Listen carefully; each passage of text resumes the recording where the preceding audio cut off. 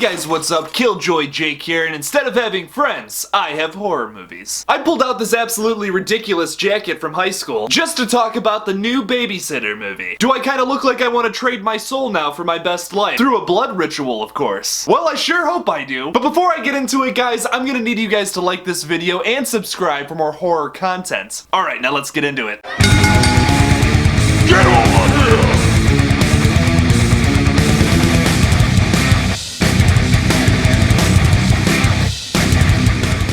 Now before I get into the good, let's talk a little bit about these movies. The Babysitter is a 2017 American horror comedy film directed by McG. It stars Samara Weaving, Judah Lewis, Hannah Mae Lee, Robbie Amell, and Bella Thorne. The film was released by Netflix on October 13th, 2017 and received a mostly positive review from critics. Also, for those of you who saw my Everything You Missed in the Babysitter 2 trailer, it's King Batch?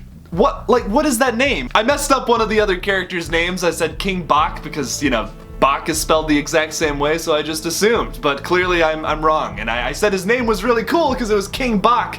But now that it's King Batch, it's just kinda, nah, it's not as cool, man. I take back what I said, sorry. He was still really funny in the sequel, though. The Babysitter Killer Queen is a 2020 American comedy horror film directed and produced by McG. The film continues the story of Cole Johnson, now a junior high student who must again fight to ensure his survival over one night, as he is hunted by demonic enemies, both old and new. The film was released on September 10th, 2020 on Netflix, and mostly received negative reviews from critics. Now, despite what the critics say, I have my own opinion, so let's get into the good. So starting with The Babysitter from 2017, I love the style and tone of this film. If there's one thing I commend McG on, it's his style and tone, and not much else. McG's style is very colorful, fun, and almost like a music video, where Dario Argento has this really weird dark undertone despite its very bright imagery. I love the practical effects in this movie. I was really taken aback by all the practical blood sprays in this movie. I was honestly not expecting that from a Netflix original, how good the blood sprays in the face were.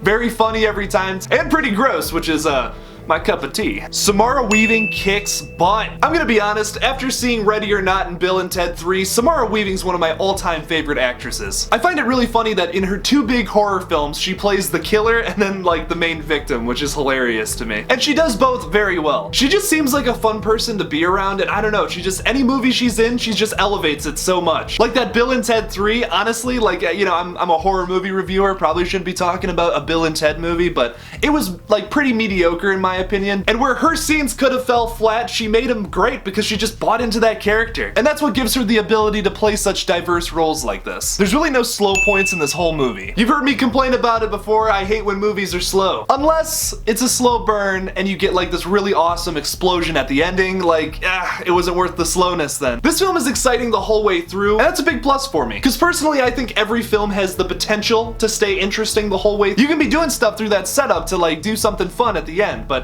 this film is not a slow burn. This is more of a film that you really roll with the punches, some cool plot twists along the way, and I dig it. Moving on to The Babysitter 2, Killer Queen. It keeps the same style and fast-paced energy as the first. I want to make it clear that those are the two specific things it keeps from the movie. We're gonna talk about in the bad the things that it doesn't quite keep. But it really keeps that same energy as the first film. It's still very fun the whole way through, arguably even more fun than the first film, and it still has that really colorful tone, which I like. I would say that the humor is even stronger in this film. The Babysitter was funny, don't get me wrong, but this film had me laughing out loud a couple times. I still think King Botch, whatever the hell his name is, he had even more time to shine in this movie and have a whole bunch of hilarious jokes. Which takes me to my next point. Really surprisingly standout performances from King, the parents, and Jenna Ortega. The parents especially had a lot more screen time in this movie, and it was great. I wish they would have had more screen time in the first film, honestly. The two dads getting high together, that was so funny, man. I loved that. And the mom asking, "Did you take pot?" Oh my god, the inner stoner inside of me cringed a little bit there. And also Jenna Ortega stole the show, man. I've been talking about her a lot because she's gonna be in the new Scream 5 movie, and I'm I don't really know who this is. Apparently she's on that show You, which is also a Netflix original, and I just haven't seen her in anything really because I don't have time to watch anything unless I'm doing a video like that. All I do is edit videos. But man, she was really good in this, and I'm so excited to see her in Scream 5. Alright, now let's move on to the bad. For The Babysitter, the humor doesn't always land for me. A lot of the jokes revolve around like, hey, we're in high school and we're all mean to each other. It's not funny to me. Like, I don't know. It's the one thing that I don't love about 80s high school movies, and I love 80s high school movies. Ferris Bueller's Day Off is one of my all-time favorite films because it's one of the only 80s films that depicts high school not being so freaking mean. Sure, people were mean to each other, but people weren't like knocking books out of people's hands. It's like over heightened to a point where it's like disgusting to me. Like, it's not even fun. It's just like, why would you even be that mean? Personally, I'm just not a fan of mean humor. Like, sure, it can be done well in points, but in this movie, it just got to the point where I was like, okay, this is like 80s high school movie and it takes place in 2017, so not really vibing with that. Bella Thorne is in this movie. If I have to explain to you why that's a negative, well, look up Bella Thorne, that's all I'm gonna say. This film feels like it's written for nerds by people who are not nerds. The dialogue between Bea and Cole is supposed to be like really like fun and like, oh, I'm a hot girl that's like really nerdy.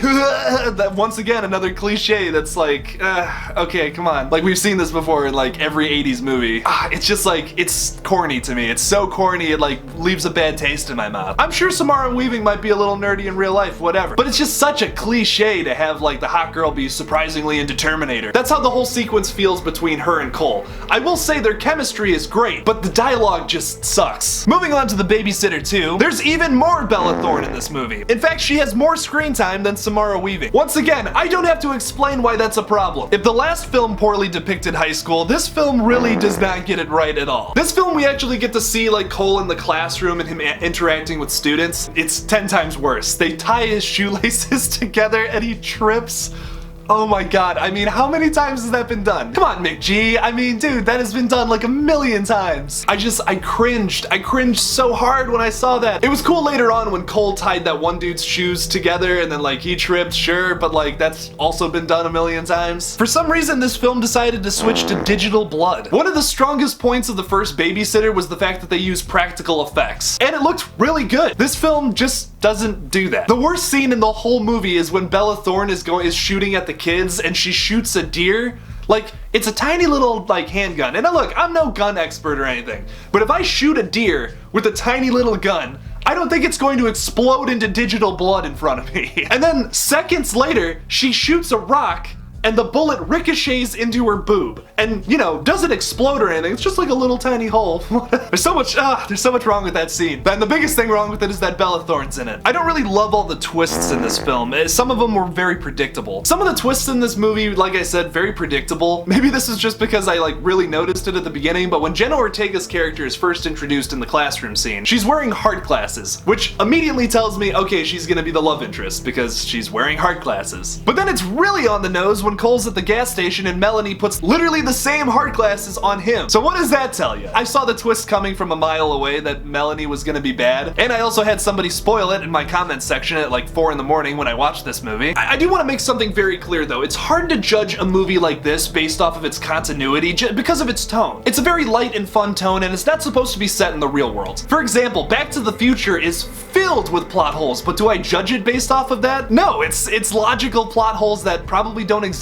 in this world that we're watching. With that being said though, this movie like dives so far into that though, to the point where I'm just like, okay, come on, like you can get away with some stuff, but like the deer exploding, man, like sure, that's funny, but 2 seconds later you shoot yourself in the boob and you don't explode into blood. So like, if you're gonna go that route where your like tiny little bullets explode things, then keep it consistent, and that's fine. If that's gonna be your rule, cool, that's great, that's fun. I love watching things explode, it's funny, but you have to follow your own rules. And with that being said, am I giving out the ugly award? No, honestly I really enjoyed both films, and the winner is The Babysitter, the original. We've had a lot of originals winning lately, and I don't like that. We gotta change it up a little bit. But I have to be fair, the first Babysitter is just superior to this sequel. I did like it. It was a very fun continuation, and honestly, I did like the ending. At first, when I watched it, I thought, man, that ending kind of sucked. That was a really weird little way to tie these films together. But after thinking about it, It makes a lot of sense. The thing that I never understood about the first film is like, well, why did B get into this blood cult? Or does that not need explaining? You know, at first I thought, that doesn't really need explaining, but the end of this film is honestly really interesting to see how she got involved in it. Making a deal with the devil to save the kid that you're babysitting, man, that's, you know, that's commendable. Honestly, it made me feel a lot more for B, where in the first film I just thought she was a jerk trying to kill a kid. The one thing though about The Babysitter 2, probably the absolute biggest thing, is Samara Weaving was just not in this movie at all, except for like the last 5 minutes. That was the big deal breaker with the second movie. If they would have found a way for Samara Weaving to be in it, which would kind of compromise the whole story, so I don't really know how they could do that, then I'd probably give it to the second film just because it was more fun and more enjoyable, but the first film is just way more solid than the second one. So what do you think about these rankings? Leave me something about it in the comments below. Thank you guys so much for watching my sequel versus the original of The Babysitter. Don't forget to like this video and subscribe for more horror content. Don't forget to follow me on Twitter at KillJoyJake1 and on Instagram at KillJoy_Jake. Oh, and follow my second YouTube channel, Jake Tyler. And as always, guys, don't forget to kill it out there, y'all.